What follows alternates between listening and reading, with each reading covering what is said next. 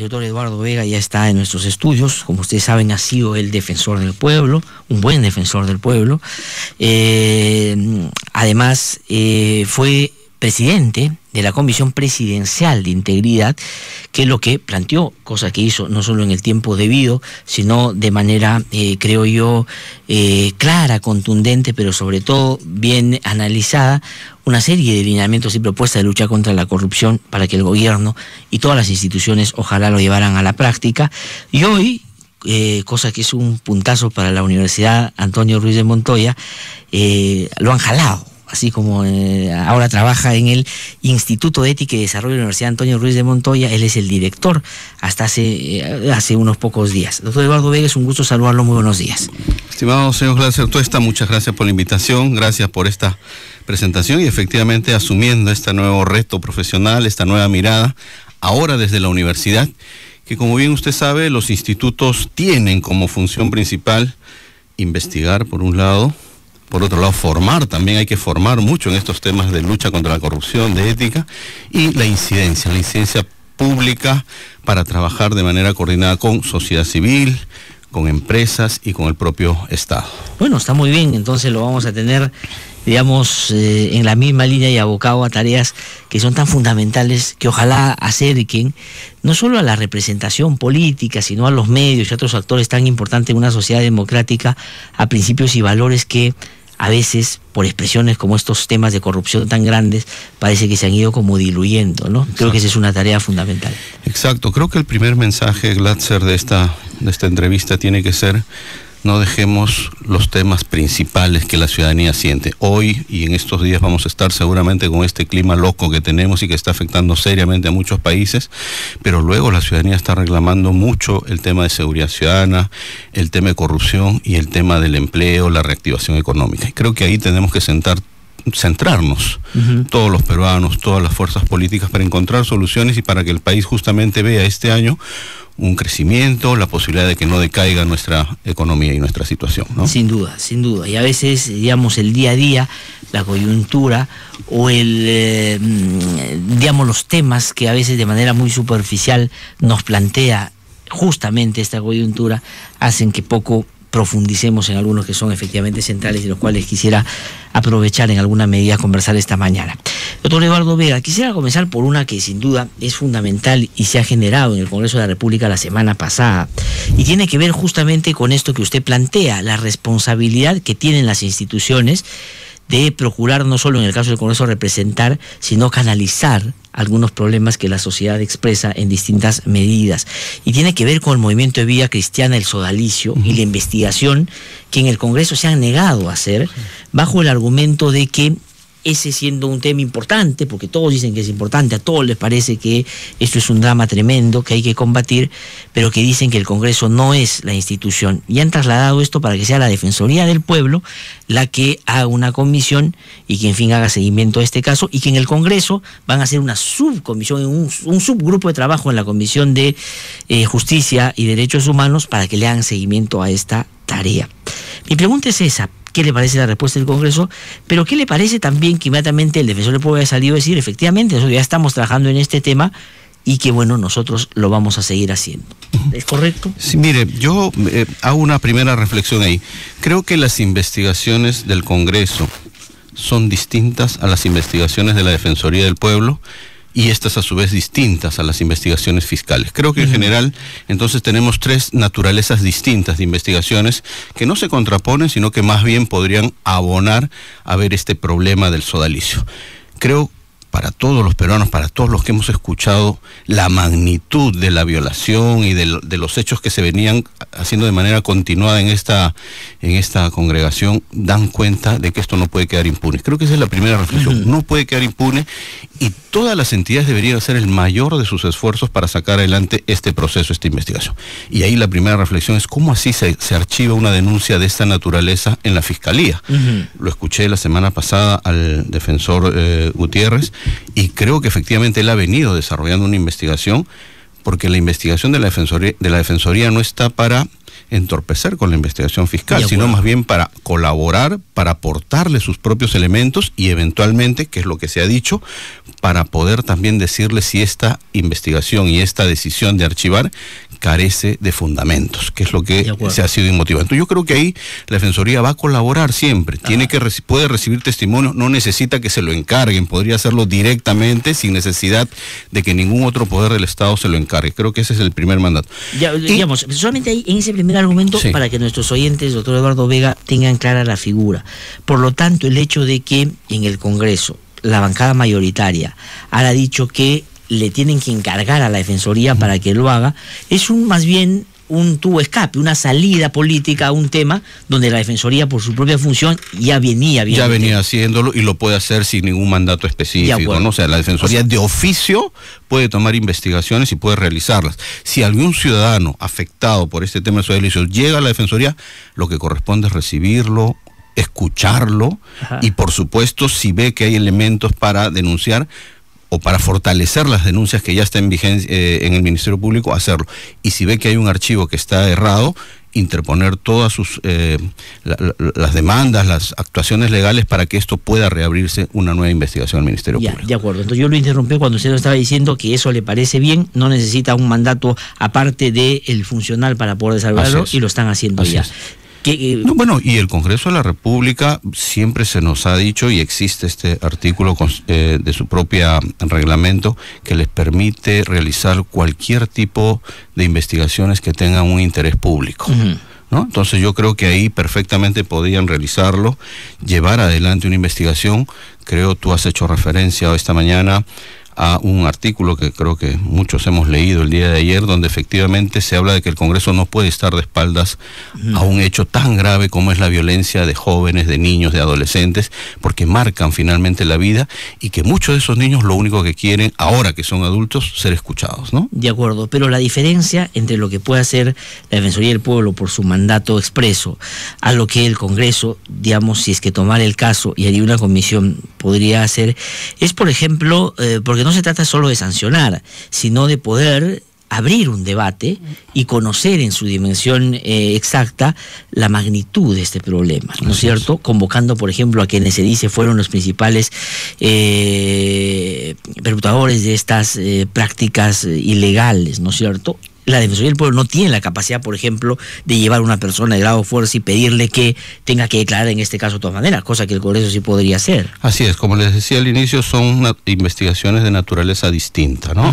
La Defensoría siempre va a buscar los derechos, cautelar los derechos fundamentales de la persona, y cuando estos tengan que ver con delitos, remitirá al Ministerio Público sus argumentos, sus fundamentos, ¿no? En el caso del Congreso de la República, como ustedes lo han dicho bien, tiene que ver más bien con la posibilidad de cambios. Eventualmente hay que hacer cambios, porque lo que se ha visto es que este puede ser un patrón que podría estar repitiéndose en otras escuelas. Hace algunos días también hemos visto una denuncia muy grave en relación con otra escuela que tiene también este tipo de problemas, ¿no? Sí, claro, que es el tema Héctor de Cárdenas y el señor Juan Borea, que efectivamente tiene que ser mirado con el mismo interés, la misma atención, y se tiene que ir hasta el fondo para tener responsabilidades. Lamentablemente, ¿no? El problema de la violencia sexual o la violación sexual es el tercer delito más frecuente en el país, después del patrimonio, de lo que todos conocemos, y después del narcotráfico. Incluso con el narcotráfico se están ahí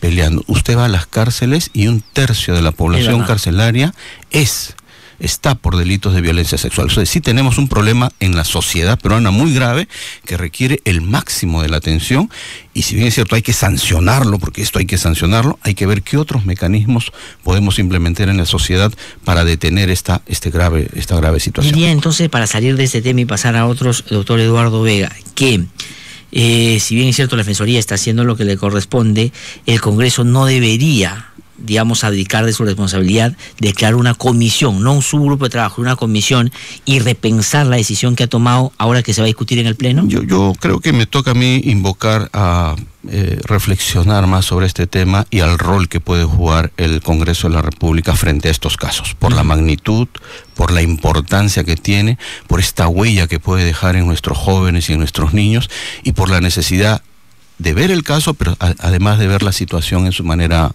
conjunta. Sí, no, además el artículo que comentaba en la mañana de Kenji Fujimori, al margen de mis discrepancias políticas que ustedes, amigos y amigas, saben que tengo con el fujimorismo, creo que además tiene un componente testimonial muy fuerte. Muy fuerte. Dice, yo fui víctima de bullying durante todo el tiempo, desde muy chico, por este tema. ¿Cómo podría yo ser insensible a un asunto donde esto se ha producido de manera sistemática? Así es. No, la verdad que creo que pone los temas que realmente tienen que tener una valoración por parte del Congreso, y creo que se están dando los pasos, pero efectivamente habría que hacer una invocación a una reflexión sobre el rol que puede jugar el Congreso de la República frente a la gravedad de los problemas de violencia sexual en el país. De acuerdo. Doctor Eduardo Vega, me voy a ir a una pausa muy breve y vamos a regresar porque tengo que seguir conversando con usted. Hay varios otros temas que tenemos o tengo previstos para esta conversación, así que regresamos en un instante.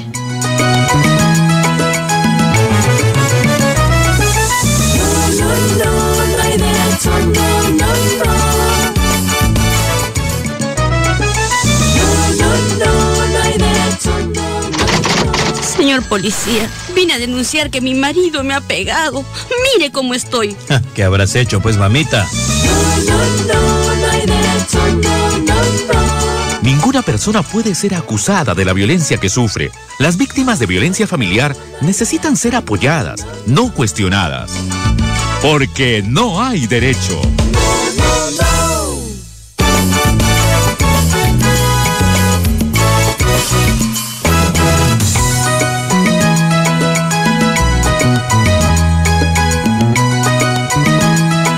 8:43 de la mañana, estamos de vuelta aquí en No Hay Derecho. Estamos conversando con el doctor Eduardo Vega, que hoy es el director del Instituto de Ética y Desarrollo de la Universidad Antonio Ruiz de Montoya, pero ha sido, como ustedes saben, defensor del pueblo, ha sido presidente de la Comisión Presidencial de Integridad también.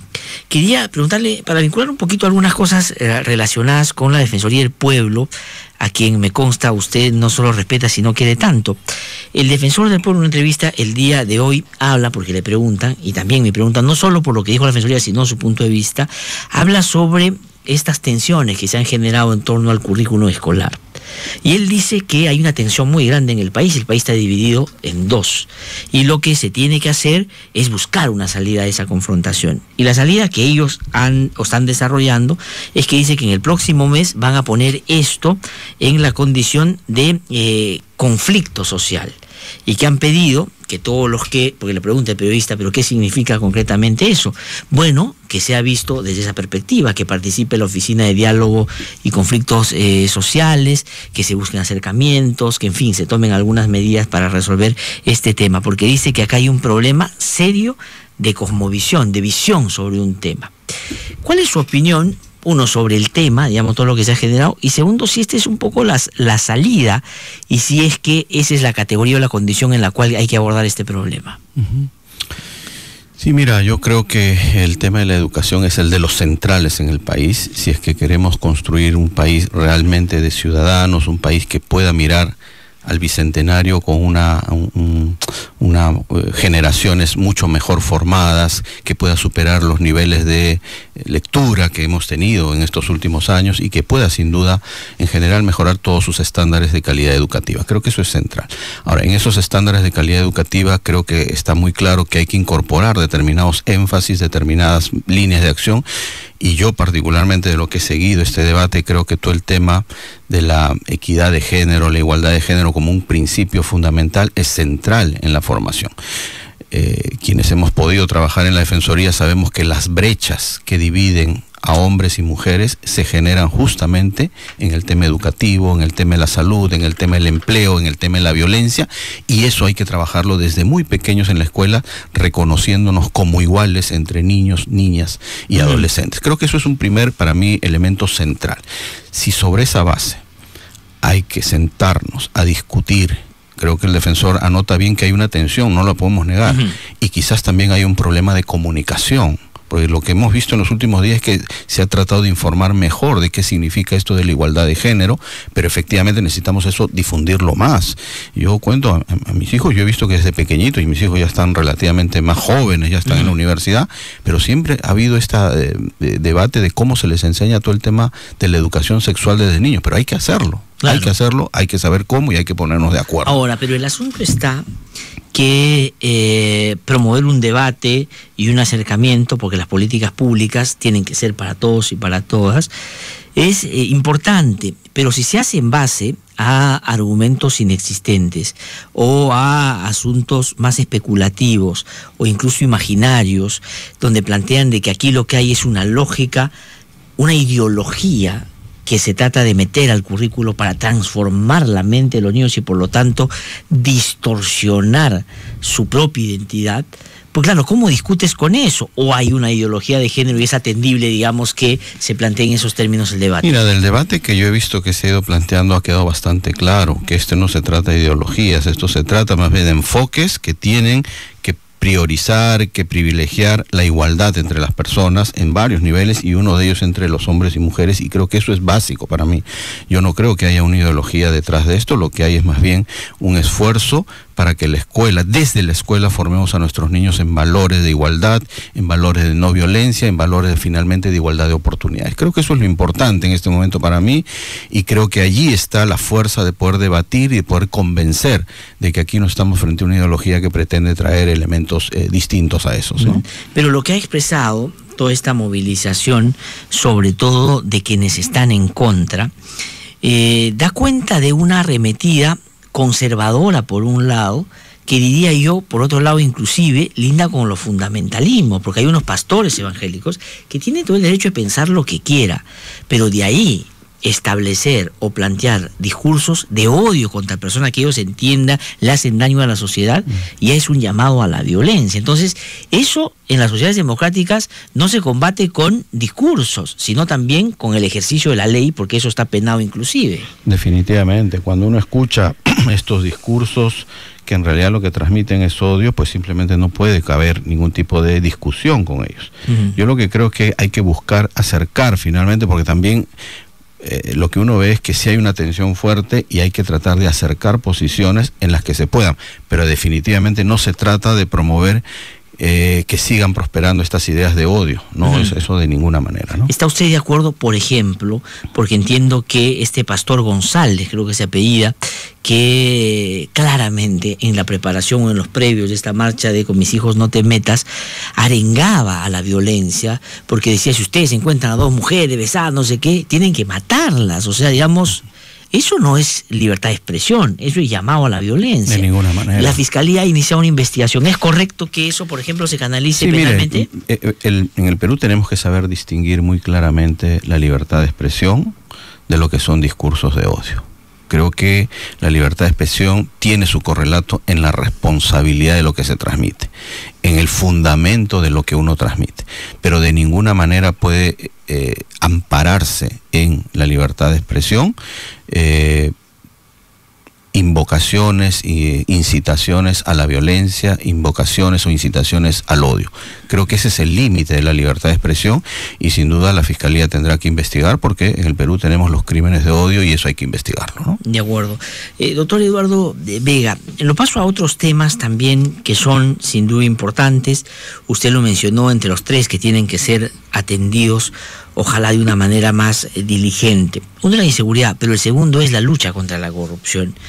Digamos, resulta que mientras algunos creíamos que lo que se había visto en los 90 o después de los 90 había sido la expresión tope de lo que podía hacerse en materia de corrupción, pero cuando sale el caso Lavallato, uno dice, bueno, nos equivocamos, porque aquí hay expresiones además distintas, más sofisticadas, donde los privados ahora protagonizan también estas escenas terribles de compra y venta de voluntades para conseguir obras y por lo tanto dinero.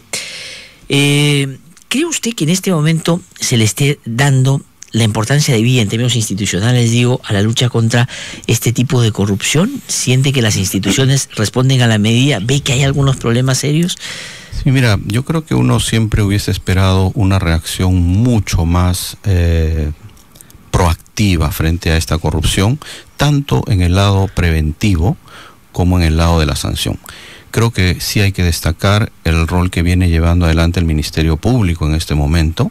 Creo que estamos terminando una primera etapa en lo que ha logrado consolidar unas investigaciones y solicitar unas detenciones, y seguramente estamos entrando a una segunda etapa que Vamos a ver cómo la solidez de estas investigaciones logran avanzar mucho más, y con lo que ya se ha anunciado por parte del fiscal adjunto del Brasil, el señor Ferreira, de que al 1 de junio vienen las famosas 77 delaciones, ¿no? Sí. Y ahí entraremos a una segunda etapa para ver la consistencia, la solidez y también la abundancia de esta información que pueda comprometer a muchos personajes. Como bien usted dice, lo primero que hemos encontrado es que esta corrupción lamentablemente ha sido de un tamaño enorme, de una magnitud muy grande, global, sin duda, porque mira, ha abarcado a todos los países de América Latina, pero también en otras regiones del país, ha comprometido dineros o ha tenido dineros en diversos paraísos fiscales, y entonces la actuación que tenemos que hacer tiene que contemplar que tiene que ser una lucha integral, tiene que ser una lucha coordinada. La Fiscalía no puede estar sola, tiene que estar al lado de la Procuraduría, de la UIF, el sistema judicial tiene que apoyar estas medidas y hay que brindarle los recursos necesarios. Eso yo diría en el lado de la sanción. Creo que ahí tenemos el liderazgo del fiscal de la Nación. Siempre se va a pedir que pueda ser mucho más célere el asunto, sin duda, pero creo que por ahí estamos avanzando y hay una primera etapa de inicios de investigación muy importantes, y estamos entrando a un segundo momento en que hay que ver la solidez y cómo van a contribuir estas delaciones eficaces, por un lado. En el segundo tema, que creo que también no podemos descuidar, que es la prevención. Es la prevención. Porque la única manera de que esto no vuelva a ocurrir es tener mecanismos eficaces de prevención. Lo que se ha conocido y lo que se conoce, y estoy tratando de impulsar a través del instituto, estos sistemas de integridad en el sector público, pero también en el sector privado. Quien quiera contratar con el Estado tiene que someterse a estos controles de integridad en las contrataciones públicas, en las obras de infraestructura, finalmente en todos los procesos de contrataciones que hay. Ahí es donde tenemos que afinar claramente ese sistema. Se ha avanzado un poco en las facultades delegadas, se ha modificado la ley de contrataciones, creo que es un primer paso importante. Lo que hay que ver ahora es cómo se avanza en todo este sistema de integridad en la función pública. De acuerdo, pero usted ahora desde el Instituto de Ética y Desarrollo de la Universidad Antonio de Montoya va a impulsar algunas de estas acciones muy concretas. Pero claro, lo que llama la atención es que esta debería tener el impulso más bien gubernamental, y debería ser en principio el propio Ejecutivo el que pueda tener o llevar a la práctica, ya no digo tener algunas ideas, porque las ideas se las han dado ustedes en un plan que le presentaron además pormenorizado. ¿Siente usted que lo que ustedes plantearon ha sido bien recibido en términos de que ahora se está llevando a la práctica? ¿O puede a estas alturas ya creerse de que alguna cosa sí, pero en lo fundamental más bien fue una salida en ese momento por un acto de corrupción que se efectuó al gobierno y no le están dando la importancia debida ahora? Sí, mira, muy rápidamente, de las 100 recomendaciones que hicimos se podían agrupar fácilmente en 5 grandes temas. Lo que nosotros llamamos la máxima transparencia, por un lado, el sistema de contrataciones en segundo lugar, tercer lugar el sistema de justicia, en cuarto lugar el régimen del financiamiento de los partidos políticos, y en quinto un sistema de integridad, que es esto que está mencionando, sí, a hablar, ¿no? Y seguimiento final. El primer punto, máxima transparencia. Básicamente eran 2 los elementos básicos que planteamos ahí. La declaración jurada de intereses, que lo ha hecho el Ejecutivo, pero no hay una norma de respaldo que obligue. O sea, sigue siendo discrecional. Si uno quiere o puede, ya lo hace. Entonces yo creo que ahí hay que avanzar a que sea obligatorio y que sepamos qué actividades previas han tenido todos los altos funcionarios del Poder Ejecutivo, del Congreso de la República, de la Corte Suprema, de los organismos autónomos, los gobernadores regionales. Eso está faltando. Y luego un órgano encargado de la transparencia. La autoridad de transparencia. La autoridad de transparencia y acceso a la información. Que digamos ha salido totalmente distorsionada en términos de lo que inicialmente habíamos pensado iba a salir. No era lo que propusimos. Con toda sinceridad hay que decirlo, ahí hay incluso una propuesta técnica de abogados muy expertos en estos temas, y lamentablemente eso no ha salido en los términos que se había planteado. Creemos que todavía se está a tiempo de poder mejorar esa figura a través del Congreso de la República. Número 1. Número 2, sistema de contrataciones se ha avanzado, pero hay que ponerle fuerza a que esos cambios se den. Yo siempre he dicho, ¿por qué el Estado tiene que pagar más por por una obra pública o por comprar un servicio concreto. El Estado paga el doble, el triple. Sí, pues. ¿No? Eso no puede suceder. Vayamos a precios estandarizados y que todos sepamos cuál es ese precio estandarizado. Y las empresas que quieren competir en el Estado, que lo hagan de manera abierta, que todos sepamos cómo se está compitiendo. Tercer elemento, el sistema de justicia hay que fortalecerlo fuertemente. Allí creo que se han dado pasos, se están dando recursos, pero eso requiere sin duda mucho mayor apoyo. El fiscal de la Nación y el Poder Judicial tienen que tener todas las facultades y apoyos que se requieren para su tarea. Cuarta, y yo diría la más importante y la donde no se ha avanzado nada, los partidos políticos. Financiamiento de los partidos. Eso ni se ha discutido. Esa tarea está principalmente en el Congreso de la República, está la comisión que ha dirigido la congresista Donaire, está ahora la comisión que tiene que ver con la implementación para ver si el Perú puede entrar a la OCDE. Entonces yo invocaría ahí a las congresistas, al Congreso en general, que podamos acometer de una vez la reforma del sistema político, con 4 medidas muy puntuales, Glatzer, que se han dicho y se vienen diciendo a cada rato. 1, que no haya donaciones anónimas. Todas las donaciones tienen que ser conocidas. ¿Quién dona a los partidos políticos? Para que Odebrecht no meta dinero a todos los grupos políticos. No. 2, todo tiene que ser bancarizado. Quien quiera dar plata, que lo haga no por debajo o digamos, en contante, sino que lo bancarice y sepamos que pase por el dinero, para evitar el lavado de activos. 3, que se le pongan topes. Sobre todo a las actividades de proselitismo. Ya, según un informe de transparencia, las actividades de proselitismo, los montos por actividad de proselitismo llegan incluso al 30 o 40% de lo que se recauda en esta zona. Entonces es fuerte ese dinero. Nosotros hemos planteado que se ponga un tope de 10%. Eso es importante.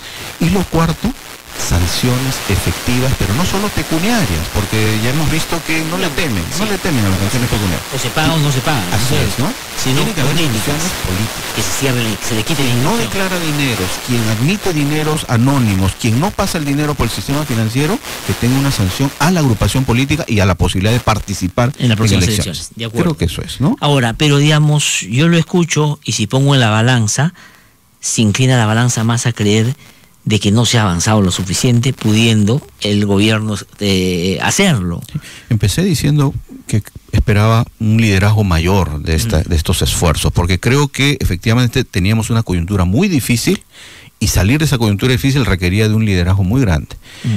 De todos los sectores, porque si bien es cierto hay que sentir que el presidente debe liderar, creo que todos esperamos que el presidente lidere y lleve adelante toda esta lucha anticorrupción, creo que eso alcanza a todas las autoridades de los distintos poderes y de las distintas instituciones del Estado. Esta tiene que ser una lucha frontal. Claro, pero es el presidente el que además dijo más de una vez en la campaña y ya como presidente que él lideraba la lucha anticorrupción. Por lo tanto, la principal responsabilidad está en él, en tanto cuando lo vean a él activo en ese tema, haciendo cosas concretas, los otros podrán de repente caminar en esa dirección. Pero eso es no lo que se ve. Yo tengo la sensación, y le pregunto por eso, es que esto fue más una salida en un momento crítico a una voluntad clara de querer hacer con la corrupción. Los hechos lo están diciendo.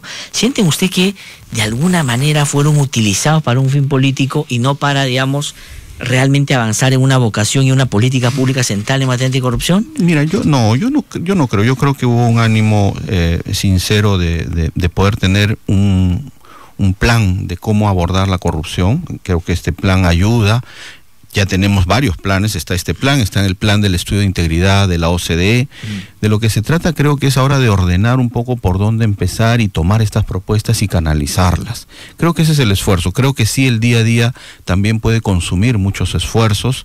Creo que estos, digamos, debates que se presentan o esta misma situación lamentable que vemos en el norte del país no ayudan a poner como prioridad el tema de la corrupción. Yo creo que estamos a tiempo.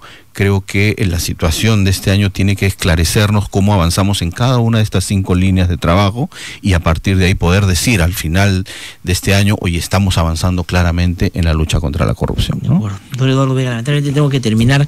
Le agradezco muchísimo por haber venido esta mañana. Vamos a tener oportunidad seguramente de seguir conversando. Encantado. Y bueno, tienen este espacio aquí para poder difundir también algunas cosas que seguramente desde la universidad van a ser muy importantes. Cierto está, muchas gracias. Muy amable, muchísimas gracias. Ha sido el emisor Eduardo Vega que ha conversado con nosotros. Vamos a una pausa, regresamos en un instante aquí en No Hay Derecho.